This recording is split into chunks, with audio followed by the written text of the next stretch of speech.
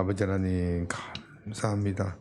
날이 갑자기 추워져서 우리 성도들이 또 못 나온 성도들이 많이 있는데 주님 어디 있든지 함께하여 주시옵시고 같은 마음이 되어 주님께 나아가는데 부족함이 없도록 도와주시옵소서.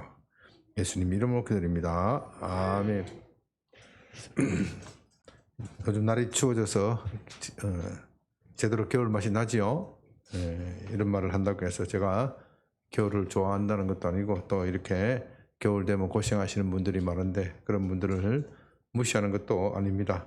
제가 날씨가 참 너무 이상해져서 겨울이 되어도 추위를 느끼지 못하다가 오랜만에 제대로 된 겨울이 온 거 아닌가, 그것이 오히려 반갑게 느껴질 정도입니다.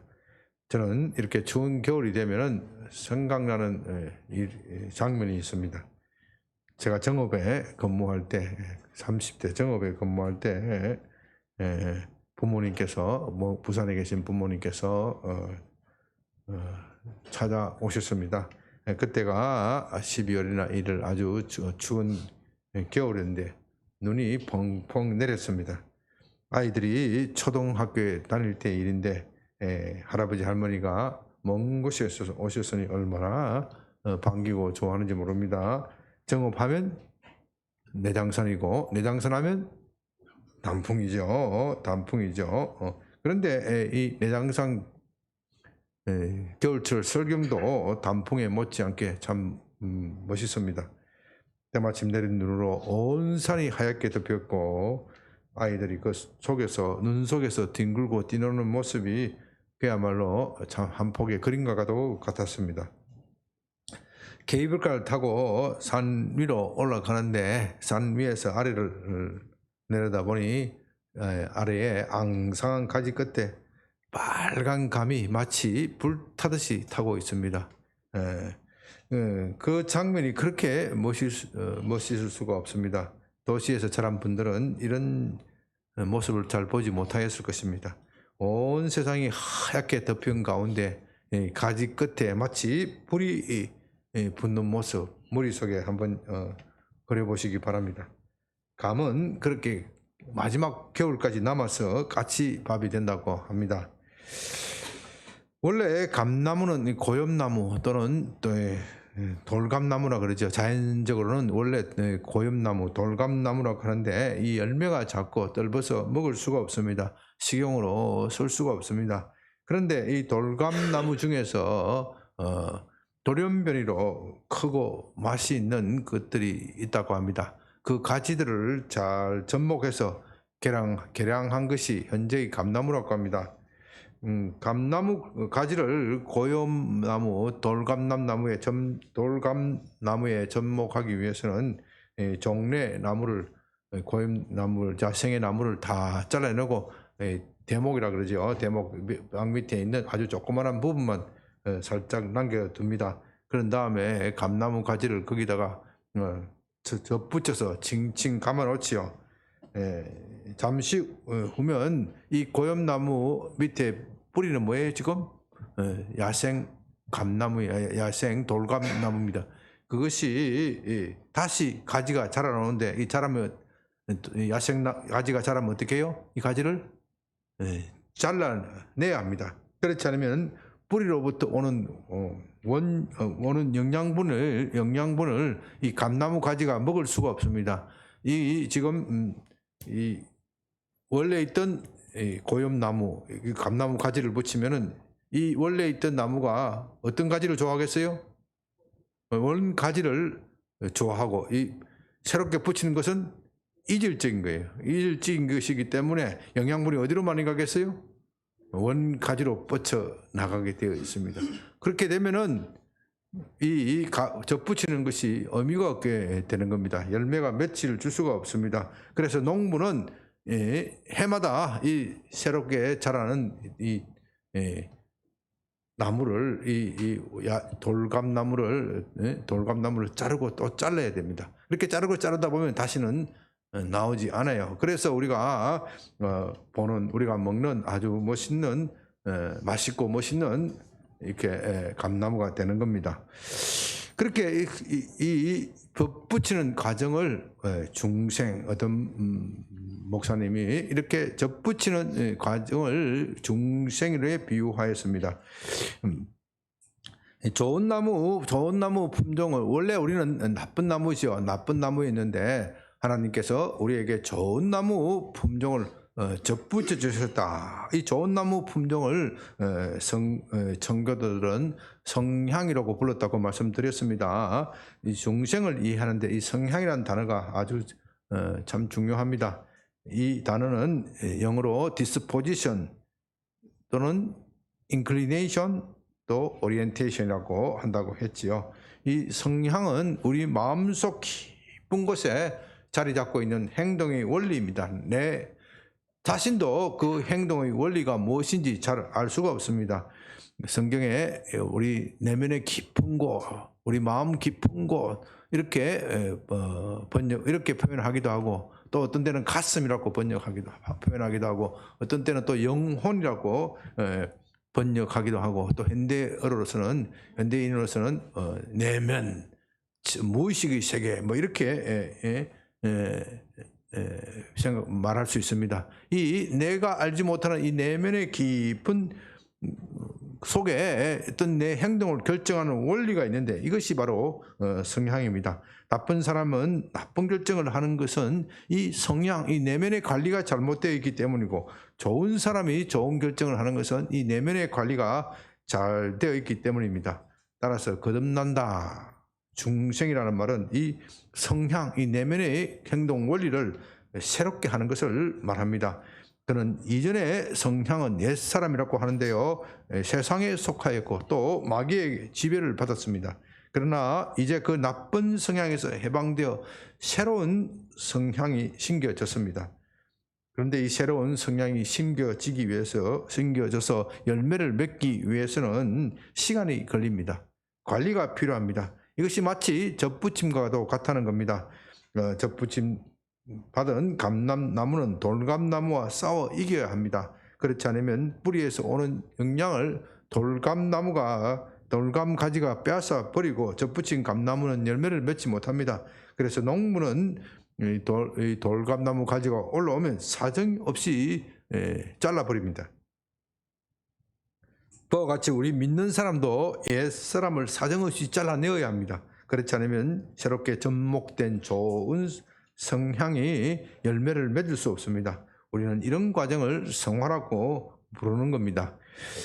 6장 15절 본문 6장 15절 그런즉 어찌하리요 우리가 법 아래에 있지 아니하고 은혜 아래에 있으니 죄를 지으리요 그럴 수 없느니라. 우리가 은혜 아래에 있다고 해서 죄를 지을 수 없다는 것은 사도가 이미 여러 차례 말하였습니다. 본문에서 다시 재차 강조하고 있는 것은 여전히 그런 주장을 하고 있는 사람이 있기 때문입니다. 우리가 은혜 아래에 있기 때문에 죄를 지어도 좋다 하는 것은 정말 말도 안 되는 것이지요. 이것을 신학적으로는 무율법주의자다 그렇게 말씀드렸죠. 좀 더 구체적으로 말하면 무율법주의자는 우리가 예수님을 믿으면 구원을 받은 것이기 때문에 이제는 구약의 율법을 지킬 필요가 없다. 그것은 우리와 아무 상관이 없다. 그렇게 말하는 것입니다.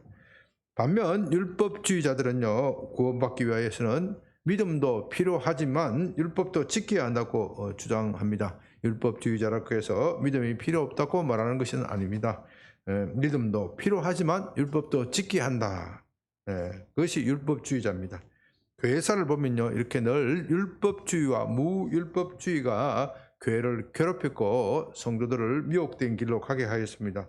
특히 종교개혁 시절에는 로마 교회 안에 율법주의가 팽배하였습니다. 그래서 위대한 종교개혁자 마르틴 루터가 오직 믿음으로 구원을 받는다. 이신칭의 구원을 진리를 그렇게 주장한 겁니다. 그런가 하면 오늘날에는 무율법주의자가 교회의 적입니다. 그건 우리나라만 그런 게 아니고 전 세계적으로 무율법주의적인 경향에 교회가 젖어 있습니다. 물론 무율법주의자들은 노골적으로 드러내놓고 자신이 무율법주의자다 그렇게 말하지는 않습니다. 그렇게 말하다가는 예수 믿는 사람이 어떻게 율법도 지키지 않고 그렇게 아무렇게나 살아갈 수 있느냐 그런 비난을 면키 어렵기 때문에 자신을 스스로 무율법주의자다 그렇게 자처하는 사람은 없습니다. 그러나 삶의 실제의 모습은 무율법주의자로 살아갑니다. 이 독일의 본헤프 목사님, 우리나라에서도 어떤 분이 하도 광고를 해서 잘 알죠? 본헤프 목사님 뭐라고 광고합니까?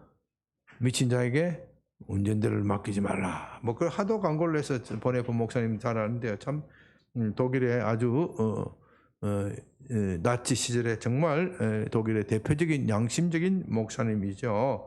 이 본헤프 목사님이 현대 교인들의 이런 무율법주의적인 성향을 값싼 은혜라 그렇게 부르면서 엄중 경고했습니다.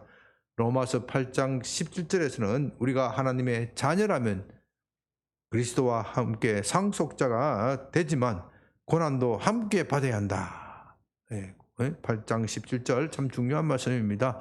오늘날 강단에서 이런 이야기 별로 하지 않는데 그리스도를 믿으면 구원을 받고 함께 상속자 되어서 복을 받는다 이런 말을 하기는 좋아하지만 우리는 함께 그리스도와 함께 고난을 받아야 합니다. 그러나 무율법주의자들은 상속자가 되는 것, 복을 받는 것은 강조하면서 고난을 말하지 않습니다. 그래서 하나님의 은혜를 값싼 것으로 만들었다. 그것이 값싼 은혜라는 뜻입니다. 현대교회가 이렇게 무율법주의에 빠진 것은 현대사회의 풍토 때문일 것입니다. 현대사회를 지배하는 것은 물질주의이고 물질주의가 추구하는 것은 쾌락입니다. 그래서 현대인들은 쾌락을 추구하고 쾌락에 중독되어 있습니다. 그들에게는 고통받는 것은 악이고 쾌락은 선입니다. 고통은 피하고 쾌락을 얻을 수만 있다면 무슨 짓을 해도 좋다. 그런 생각을 하고 있습니다. 교회는 이런 사회에서 살아남기 위해서 고난을 말하기보다는 교회에 오면 복이 있다, 쾌락이 있다. 세상이 주는 쾌락은 뒤끝이 안 좋지만 교회가 주는 쾌락은 뒤끝이 좋다. 그렇게 말하면서 세상 사람들을 끌어들이려고 합니다. 제가 좀 이런 건 단순화시켜서 하는 말이기 때문에 교회의 사정에 따라서 다를 수는 있습니다. 그러나 현대교회의 성향을 분석하면 대개가 그렇습니다. 목사님들이 대개 거기에 맞추어서 설교합니다. 그러나 여러분 알아야 될 것은 교회는 살아남기 위하여 존재하는 것이 아닙니다. 교회는 하나님의 진리를 가지고 있고 그것이 세상의 희망입니다. 교회가 해야 할 일은 물질주의에 순응하는 것이 아니라 그것에 싸워서 이기고 진리를 전하는 것입니다. 교회는 고작 살아남고자 존재하는 것이 아니라 이기기 위하여 존재하는 것입니다. 우리 양병교회가 이렇게 서초동의 법조타운에 있는 것은 살아남기 위하여 존재하는 것이 아니라 하나님의 진리를 전하여 마침내 이곳에 하나님의 진리가 이기게 하기 위하여 존재합니다. 교회는 반드시 이기게 되어 있습니다. 그리스도가 승리하셨듯이 교회는 반드시 승리합니다. 그러므로 우리는 흔들림 없이 진리를 전파하는 데 힘을 써야 합니다. 그런데 우리가 성화를 이해하기 위해서는 성화와 칭의가 어떻게 다른가? 그것을 이해할 필요가 있습니다. 이것을 제대로 이해하지 못하면 구원파의 오류에 빠집니다. 구원파는 우리가 구원을 받았으면 다시는 죄를 지을 수 없다. 다시는 죄를 짓지 않는다. 그렇게 주장합니다. 다시 말해서 그들은 칭의만 있고 칭의와 성화는 같은 것이기 때문에 칭의는 있고 성화는 없습니다. 그들이 그렇게 주장하는 근거는 요한 1서 3장 9절 하나님께로 난 자마다 죄를 짓지 아니한다. 이 구절을 가지고 그렇게 주장합니다. 그들은 한번 구원받은 사람은 다시는 죄를 지을 수 없다고 주장하기 때문에 둘 중 하나의 오류에 빠지게 됩니다. 첫째는 구원받은 사람이 죄를 짓는다면 어떻게 돼요? 그는 사실은 구원을 받지 못하였는데 자기 혼자서 구원받은 것을 착각한 것이죠. 그렇기 때문에 그 사람은 처음부터 다시 출발해야 합니다. 따라서 예수님을 믿더라도 죄를 전혀 짓지 않는 사람만이 구원을 받았다고 해야 하기 때문에 이것은 결국 무슨 주의에 빠지게 된다? 율법주의에 빠지게 됩니다. 둘째는 첫째의 오류를 피하기 위해서 구원받은 사람은 다시는 죄를 짓지 않는다. 다시 말해서 그는 이미 구원을 받았기 때문에 그가 무슨 짓을 해도 죄가 되지 않는다. 이것도 말도 안 되는 주장이죠. 구원받은 사람이라고 해서 어떻게 죄를 지어도 죄가 되지 않는다고 말하는 것입니까? 이건 더 이상 살펴볼 필요 없는 거짓말입니다. 구원받은 사람은 더욱 경건하게 살아야 합니다. 그래서 그들은 무율법주의 오류를 피하기 위하여 뭐가 됐다? 무율법주의자가 되는 겁니다. 그들이 그런 오류에 빠진 것은 요한일서 3장 9절의 말씀을 전체적인 맥락에서 보지 않고 그 구절만 떼어내어서 생각하기 때문입니다. 오히려 요한일서를 전체적으로 보면 구원받은 사람도 죄를 지을 수 있고 그래서 회개를 촉구합니다. 1장 8절에서는 만일 우리가 죄가 없다고 하면 스스로 속이는 자가 되고 진리가 우리 속에 있지 않는다고 말합니다. 그 말씀은 우리가 구원을 받고 나서도 여전히 죄를 지을 수 있다 하는 것을 전제로 하는 말입니다. 우리는 죄를 지을 수밖에 없는 연약한 몸을 가지고 있기 때문에 늘 회개하고 다시는 죄를 짓지 않도록 힘을 쓰는 겁니다. 이렇게 늘 회개하면서 죄와 싸우고 더욱 거룩한 삶으로 나아가는 것을 성화라고 부르는 것이죠. 우리가 성화를 제대로 이해하기 위해서는 그것이 칭의, 중생과 어떤 차이가 있는지를 좀 알아야 합니다. 물론 이런 교리적인 지식이 없어도 얼마든지 신앙생활을 할 수가 있습니다. 골치 아프게 왜 교리적인 설교를 계속하느냐 그렇게 생각하시는 분들도 있습니다.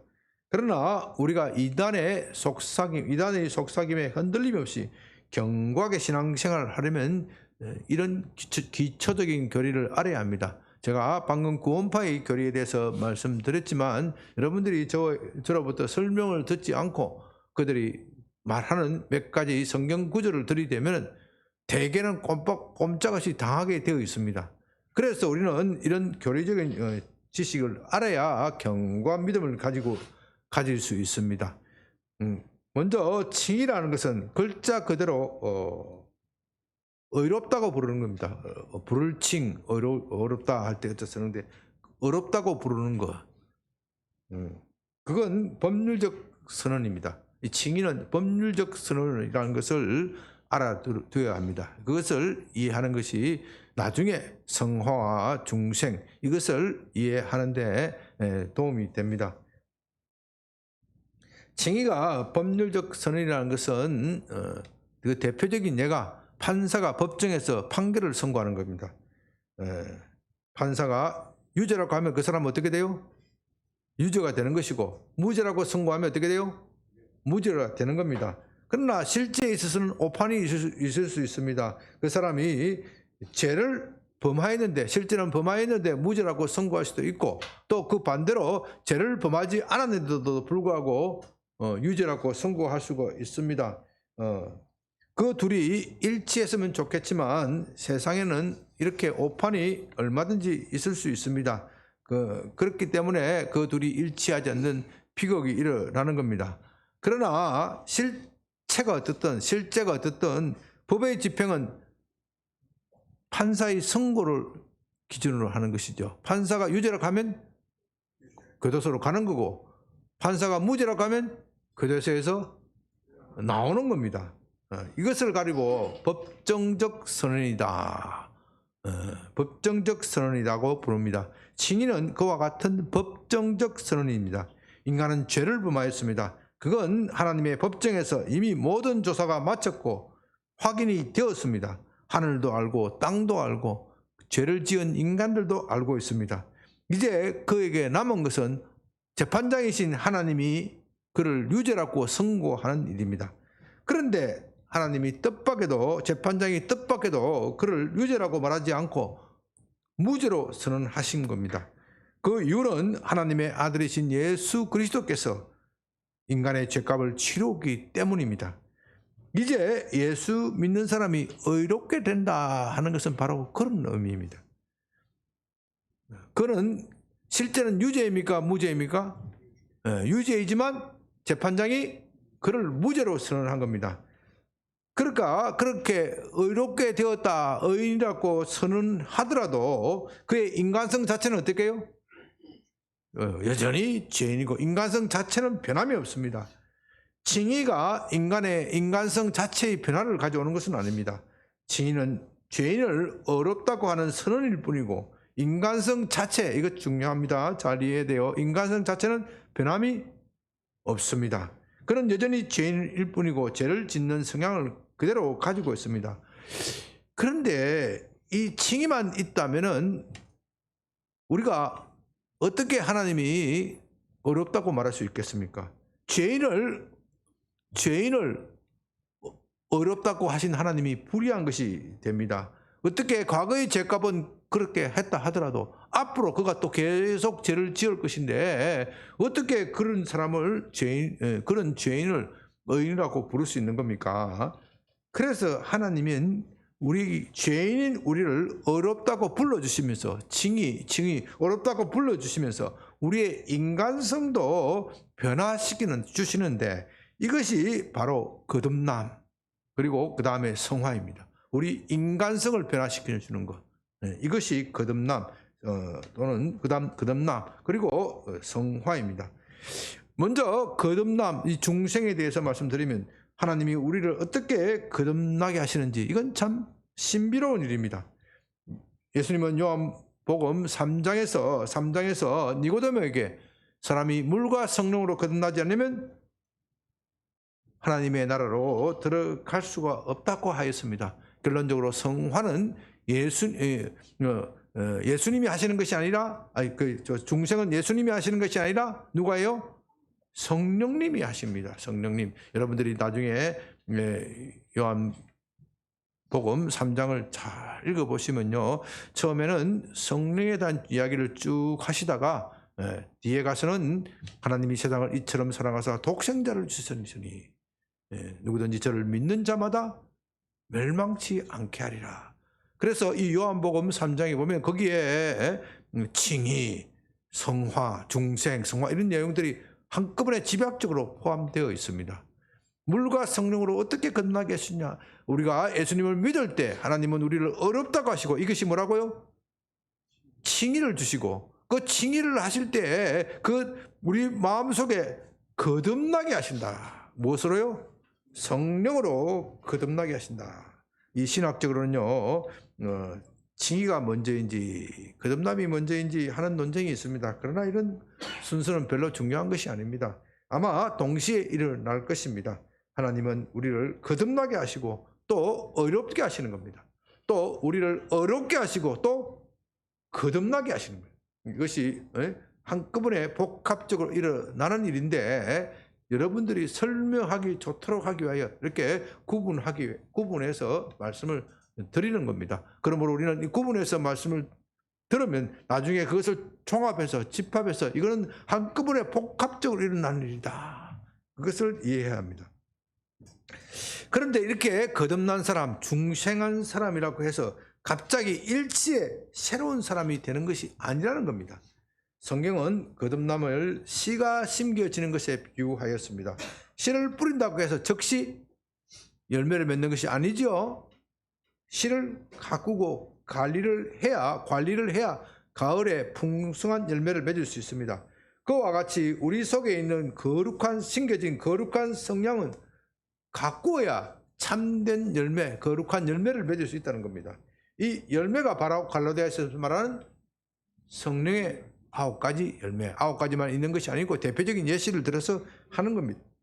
그리고 또한 성화라고 부르는 겁니다. 또한 성경은 이런 성화를 접붙임에 비유하기도 합니다. 나무를 접붙이면요, 서로 다른 성향을 가진 나무가 한 나무에서 어떻게 해요? 동시에 자라게 됩니다. 좋은 가지에서 좋은 열매를 맺게 하려면 나쁜 가지를 어떻게 해요? 사정없이 잘라내야 됩니다. 이제 거듭난 사람에게도 두 성향이 남아 있습니다. 그는 원래 나쁜 성향을 가지고 있었습니다. 그의 뿌리도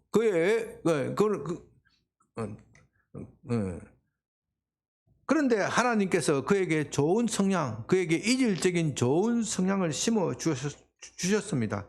이제 거듭난 사람이 해야 할 일은 이 나쁜 성향을 어떻게 해요? 잘라내는 겁니다. 잘라내는 거죠. 이것이 매우 참 중요한 문제입니다.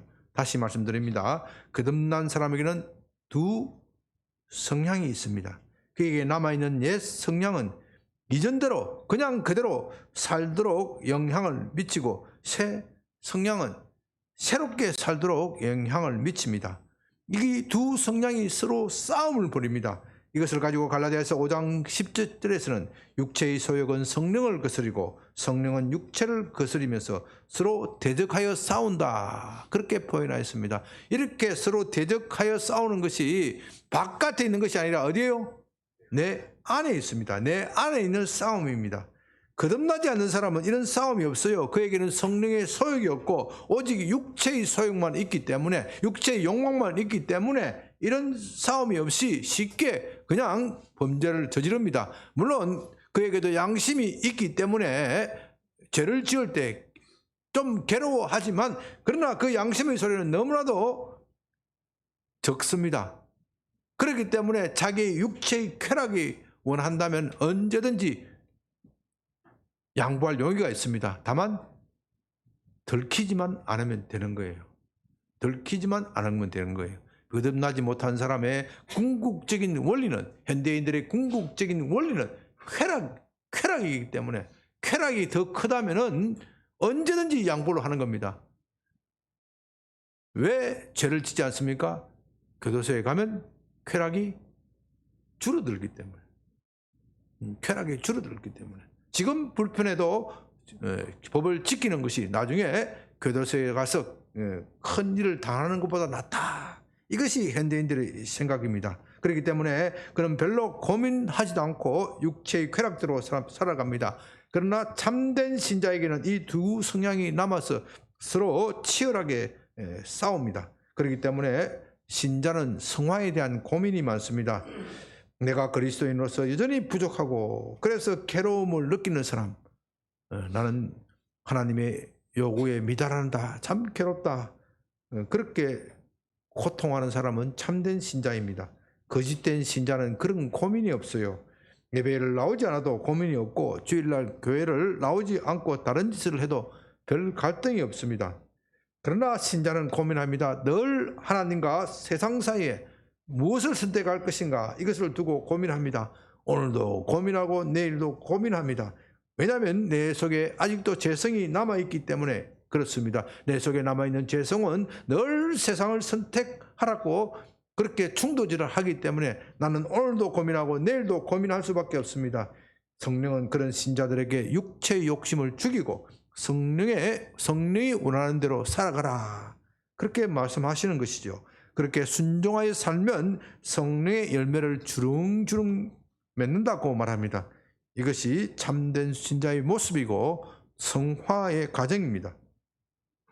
16절, 너희 자신을 종으로 내주어 누구에게 순종하든지 그 순종함을 받은 자의 종이 되는 줄을 너희가 알지 못하느냐. 혹은 죄의 종으로 사망에 이르고 혹은 순종의 종으로 의에 이르느냐.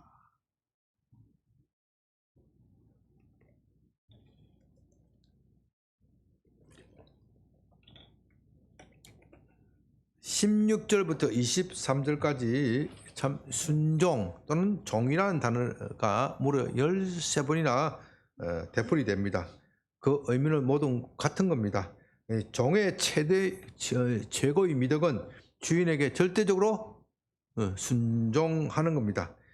그처럼 사도는 우리에게 누구에게 순종하는가, 우리가 누구에게 순종하는가, 그것을 묻고 있습니다. 원래 순종 또는 종이라는 말은 현대인들에게는 거부감을 일으키는 단어이지요. 우리는 모두 자연이라고 믿고 또 그렇게 살아야 행복하다고 생각합니다. 자유롭게 살아야 행복하고 자기의 꿈을 실현할 수 있습니다. 그런 사람에게 순종이나 종이라는 단어는 참으로 끔찍한 용어입니다. 그런데 우리가 실상을 자세히, 우리 자신의 모습을 자세히 살펴보면 꼭 그런 것만은 아닙니다. 우리는 자연인 것 같지만 자기 욕심에 매어 삽니다.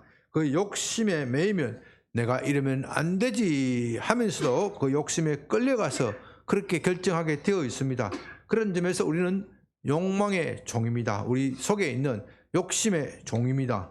주일 교회 예배에 참석하는 것도 그렇습니다. 저는 한때 골프를 정말 좋아했고 미쳐 있었습니다.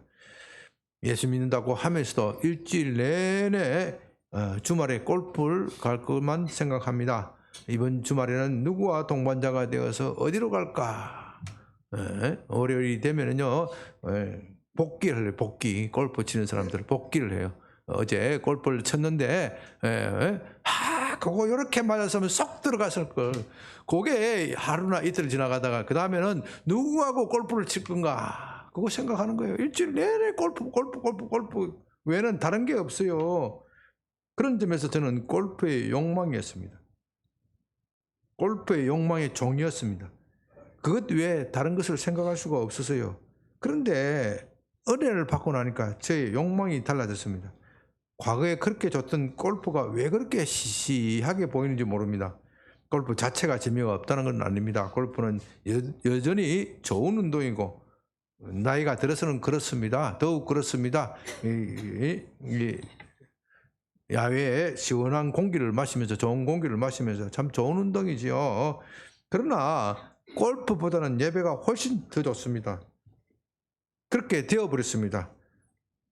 주중에 골프 대신에 예배에 대한 기대가 가득 찼습니다.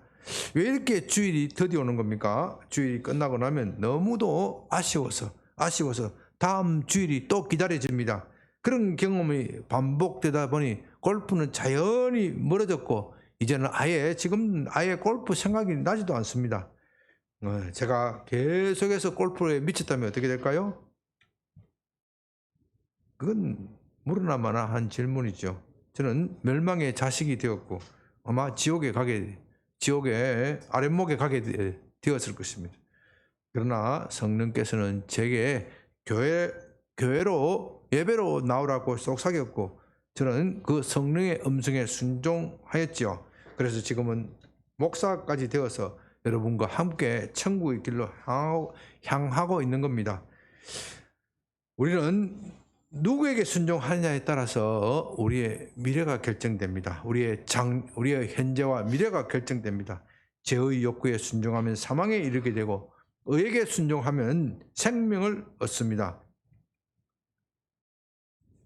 17절 하나님께 감사하리로다. 너희가 본래 죄의 종이더니 이제 너희에게 전하여 준 바 교훈의 본을 마음으로 순종하여 죄로부터 해방되어 의에게 종이 되었느니라. 우리는 본래 무엇의 종이라고요? 죄의 종. 죄의 종. 여기서 죄라는 말은요, 죄를 짓고 싶은 욕구, 내 탐욕, 내 욕심을 말하는 겁니다. 그 욕구는 우리가 태어날 때부터 자기 중심적 사고 구조를 가지고 있기 때문에 생겨난 겁니다. 인간은 우주의 중심이 아니죠. 내가 우주의 중심이 아닙니다. 그건 조금만 생각해봐도 금방 알 수 있는 겁니다. 그런데도 마치 우리는 건방지게 나 자신이 세계의 중심인 것처럼 그렇게 생각합니다. 과거에는 나라의 임금이 왕이 한 분이었지만 지금은 온 국민이 자기가 왕이고 임금인 것처럼 착각합니다. 대통령이 이 나라의 주인이 아닙니다. 어느 정신이 말하는 대로 대통령은 뭐라고요? 5년간의 임시직이다. 5년 계약직이다. 그렇게 계약직. 민주주의는 좋은 것이지만 영적으로는 악한 사고를 구조를 길러낼 수도 있습니다. 그래서 우리는 민주주의를 하기 위해서는 먼저 신본주의가 확립되어야 됩니다. 그렇게 하지 않으면 민주주의는 배가 산으로 올라가게 됩니다. 너도 나도 주인이라 하면 주인이 없는 것이고 결국 배는 산으로 올라가게 될 것입니다. 우리는 본질적으로 자기 마음대로 살고 싶어 합니다. 누구에게 매이는 것을 싫어합니다. 그러나 또한 다른 한편으로서는 인간은 본성적으로 누구에게 매여 살도록 되어 있습니다. 매여 있는 것을 싫어하는 것 같지만 또 좋아하기도 합니다. 참 그래서 인간은 복잡하고 이중적입니다. 그래서 우리는 욕구에 매여 삽니다. 그 욕구가 잘못된 줄 알면서도 그 욕구를 버리기 싫어합니다. 그 욕망을 버리면 자신을 잃어버린다고 생각합니다. 어제도 신문을 보니까 어제 건강 비결에 운동을 열심히 하면 운동을 열심히 하면 건강해진다. 그거 다 맞죠? 예? 반대하는 사람 있어요? 있는 모양이네. 대답이 없는 거 보니까. 운동을 하면 건강이 좋아진다. 그건 다 상식이에요. 그런데 왜 운동 안 해요? 귀찮아서, 힘들어서. 다 맞아요. 귀찮고 힘들어서. 그 귀찮고 힘든 것이 우리 뇌 속에 저장이 되어 있대요. 우리 뇌 속에 뇌과학자들이 그렇게 얘기를 해요. 그 왜 인간이 이렇게 좋은 운동을 안 하느냐. 운동하면 귀찮을 거야 하는 것이 어디에 박혀 있다고요? 뇌 속에 박혀 있대요. 우리 뇌는 현상 있는 대로 그걸 좋아한대. 그 뇌를 깨워야, 아니야. 운동하는 것이 훨씬 좋은 거야. 그걸 깨워야 운동이 가능하다는 거예요. 그래서 운동은 좋은 것이기는 하지만 나이 들어서는 절대 운동 못 합니다. 왜요? 나이 들어서는 뇌를 바꾸기가, 뇌의 구조를 바꾸기가 힘든 거예요. 그래서 운동은 20대, 30대 젊었을 때 운동해야 됩니다. 그럴 때 시작을 해야 돼요. 제가 그건 겪어봐서 알아요. 제가 30대, 40대 때 시작을 했는데 얼마나 30대, 40대 때 운동을 시작해도 힘든지 몰라요. 한 10년이 지나야 이 뇌가 바뀌더라고요. 자동적으로 태어나서 운동을 하는 거예요. 그처럼 우리는 이렇게 우리 욕망이 종입니다. 현대인들의 욕망은 쾌락입니다. 쾌락에 대한 욕구는 저지할 수가 없습니다. 쾌락이 현대인들의 궁극적인 목표입니다. 영국의 올더스 헉슬리라는 소설가가 1930년대에 쓴 지금부터 한 100년 가까이 전에 쓴 멋진 신세계라는 가상 소설이 있죠. 이런 현대인들의 욕구를 잘 표현하고 있습니다. 현대인들에게 소마라는 알약을 주면 모든 것이 끝납니다. 소마는 인간에게 행복감을 줍니다. 아무리 고통스럽고 힘들더라도 소마라는 알약을 먹기만 하면 마음이 포근하고 안정되고 힘이 납니다. 아무리 우울증이 오더라도 소마를 먹으면 행복해집니다. 소마는 부작용이 없습니다. 얼마나 좋은 거예요. 또 우리 신체 체질에 맞게, 각 사람 신체 체질에 맞게 그렇게 제작되어 있습니다. 얼마나 환상적입니까? 어떻게 그런 알약이 있을 수 있습니까? 기술이 발달하면 그것이 가능하다는 겁니다. 꿈 같은 이야기죠. 그걸 100년 전에 소설을 그려낸 것인데 오늘날 현대에 있어서 이 소마가 나올 날이 얼마 남지 않다. 그렇게 말하는 사람들이 많이 있어요. 그러나 이 소설은 묻습니다. 우리가 그런 사회가 온다면 정말 행복한 것인가요? 도대체 인간으로 산다는 것이 무슨 의미가 있습니까? 인간은 쾌락만 추구하는 것이 아닙니다. 인간은 의미도 추구합니다. 자신이 하는 일에 의미와 보람이 있어야 행복해집니다.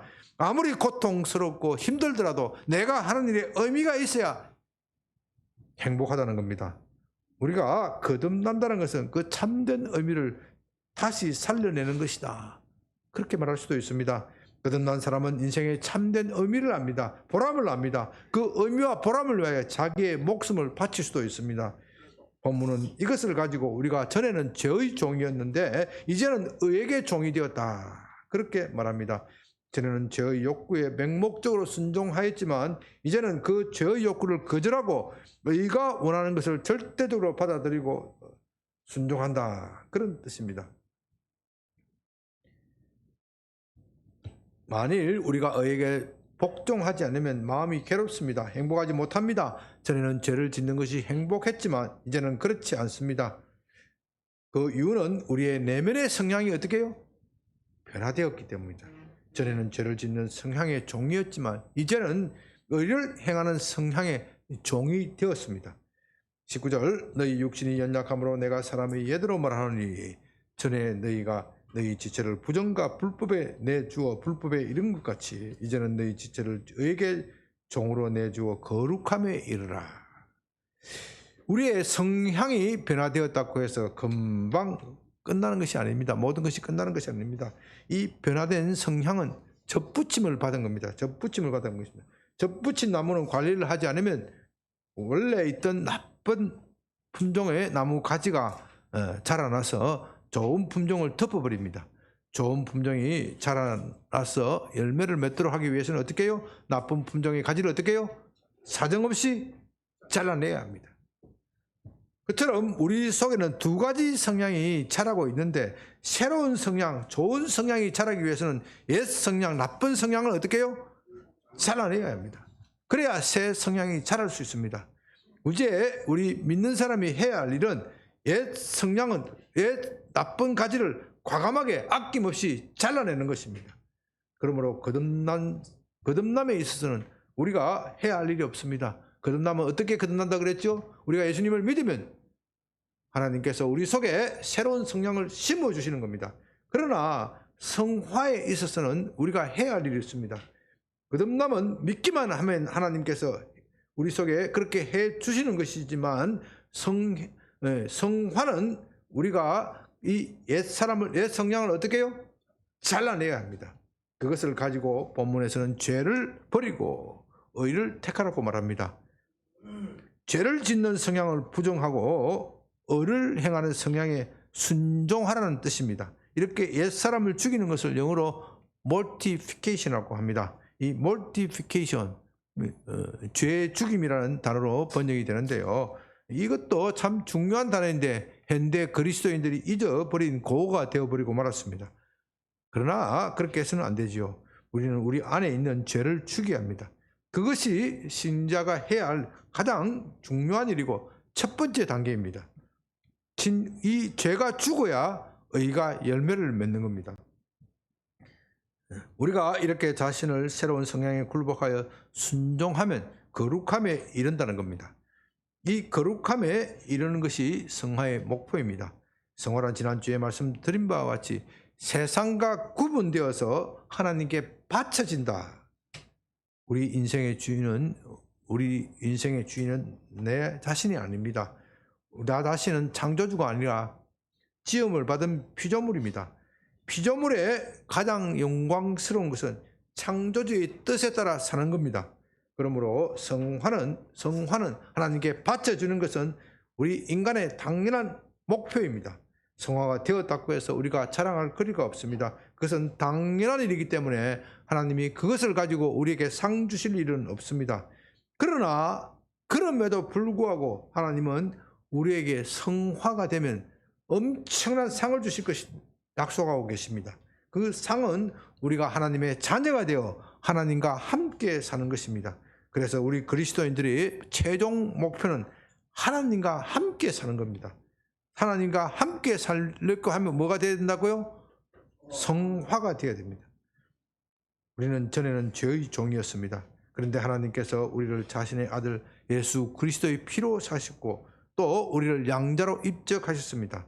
양자가 입적이 되었다면 그는 새로운 아버지와 함께 살아야 합니다.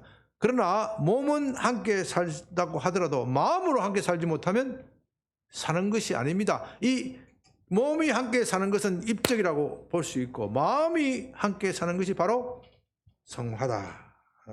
전에는 고아처럼 살았습니다. 고아이기 때문에 배가 고프면 예사로 남의 것을 훔칩니다. 훔치더라도 죄의식이 별로 없습니다. 내가 배고파서 먹는 걸 가지고 그까짓 것 남의 것 가지고 훔치는 것이 무슨 죄냐 그렇게 생각하지요.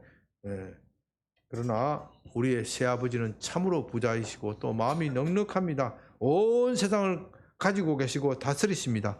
우리가 필요한 것을 구하기만 하면 얻습니다. 아니 구하기도 전에 미리 주십니다. 우리의 필요한 아주 극히 적은 부분만 구하면 얻도록 하심으로써 우리의 아버지가 되심을 확인해 주십니다. 육신의 아버지도 내 자식이 필요한 모든 것을 미리 다 공급해 주지요. 극히 일부분만 먹고 살고 입고 할 거 다 미리 주잖아요. 극히 일부분만 아이가 원하는 뭐 군것질 이런 거 극히 일부분만 구할 때 주는 것이죠. 그렇게 함으로써 아버지의 존재를 확인시켜 주는 겁니다. 그처럼 하나님은 우리의 필요한 모든 것을 미리 다 공급해 주십니다. 극히 일부분만 구하여 얻도록 하시는 겁니다. 그렇게 함으로써 하나님이 우리의 아버지이심을 확인하도록 합니다. 성화의 과정은 그것을 그렇게 체험하는 과정이다. 그렇게 말할 수도 있습니다. 에스겔서 11장 19절 20절에서는 내가 그들에게 한 마음을 주고 새 영을 주며 그 몸에서 돌 같은 마음을 제거하고 살같이 부드러운 마음을 주어서 내 율례를 따르며 내 길을 지켜 행하게 하리니 그들은 내 백성이 되고 나는 그들의 하나님이 되리라. 이렇게 이건 구약에 나타난 복음에 대한 새 언약인데요. 새 언약, 새 언약인데 이 새 언약이 이 성화, 칭의, 거듭남 이것과 밀접하게 연결되어 있습니다. 그러므로 오늘 제가 드리는 말씀은 이 구약에 예언된 이 말씀이 우리에게 어떻게 성취되어지느냐 하는 것입니다. 이제 말씀을 마칩니다. 우리 믿는 사람에게는 두 가지 성향이 있습니다. 하나는 옛사람, 죄의 습성을 따르는 것이고 다른 하나는 우리 마음에 심어주신 하나님이 심어주신 새로운 성향을 따르고자 하는 겁니다. 이 둘은 원수가 되었기 때문에 절대로 공존할 수가 없습니다. 하나가 이기면 다른 하나는 지게 되어 있습니다. 그 둘 사이에 중립지대란 없습니다. 우리는 이 둘 중 하나를 선택해야 됩니다. 그 선택이 저와 여러분의 현재와 장래를 결정합니다. 의에 순종해서 열매를 주릉주릉 맺으면서 사시는 여러분이 되시기를 바랍니다. 아버지 하나님 감사합니다. 참 쉽지 않는 말씀이지만 우리 성도들이 잘 받아먹게 하심을 감사드립니다. 우리 안에 심어주신 새로운 성향, 새 사람이 잘 자라도록 옛 사람을 매일과 같이 죽여서 가지치기를 잘하여 주님께 의의 열매를 많이 맺어드려 기쁨이 되는 성도가 되게 하여 주시옵소서. 예수님의 이름으로 기도드립니다. 아멘.